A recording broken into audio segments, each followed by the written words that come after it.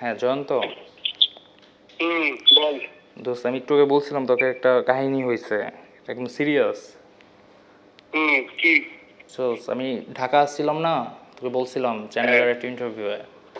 তো আমি একটা মেয়ের সাথে জাস্ট নর্মালি কথাও বলছি না, একটু মানে আসে না চোখে চোখ পড়ে এরকম হইতে লিমা একদম আমার উপর প্রচুর খেপে গেছে। কারণ কথা কাটাকাটি হয়েছে, একদম মনে কর সিরিয়াস একটা অবস্থা, ছাড়াছাড়ির পর্যায়ে চলে গেছে। কি? ব্যাগ ট্যাগ সব ফালায় রেখা সে চলে গেছে নাকি, একদম আর মানে ইয়াই করবে না, ইন্টারভিউ দিবে না, কিছুই করবে না, একদম ইয়াতে চলে গেছে। বাস দিয়ে চলে যাবে, গাড়ি নিয়ে আমি একলা বসে আছি।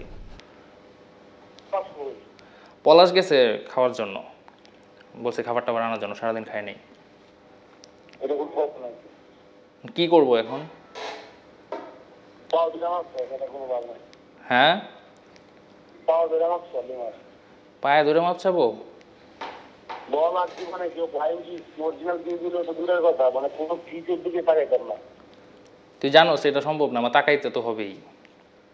তখন বিষয়টা তোর কিডনিও ড্যামেজ হইতো না, এটা তো কোনো কথা না, বুঝছস না?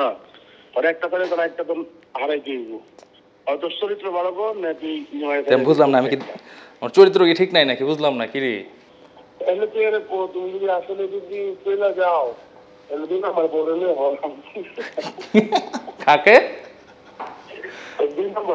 যাই হোক দোস্ত, আমি ইন্টারভিউ সেটে আছি, এটা একটা প্র্যাঙ্ক কল ছিল। তো আমাকে একটা রীতিমতো ডেয়ার দেওয়া হয়েছিল যে আমার যে ক্লোজ ফ্রেন্ড তাকে যেন আমি কল দিয়ে বলি যে লিমার সাথে আমার একটা ঝগড়া হয়েছে, তার রিয়াকশনটা কী হয় এটা দেখার জন্য। মজা নিব কেন, এটা প্র্যাঙ্ক ছিল। দর্শক আসলে এটি একদমই একটি প্রাঙ্ক কল ছিল। রাসেলের যে ফ্রেন্ড জয়ন্তকে ফোন দিয়েছিল, জয়ন্ত আসলে সেভাবেই একটি কল অ্যাটেন্ড করেছিল, এটিতে সিরিয়াস হওয়ার কিছু নেই। সে হচ্ছে আমার এমন একজন ফ্রেন্ড, আমার মিডিয়া জগতে আসার যে স্টার্টিংটা, এটার মধ্যে তার একটা হিউজ কন্ট্রিবিউশন আছে।